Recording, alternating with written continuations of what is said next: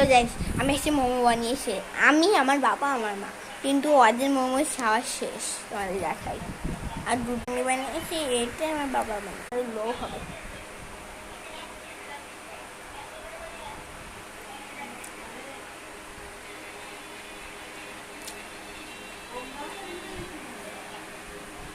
দারুণ।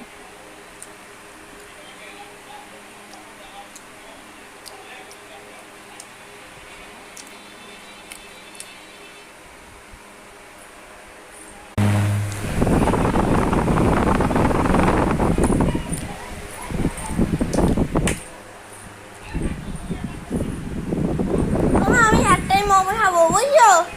হ্যাঁ,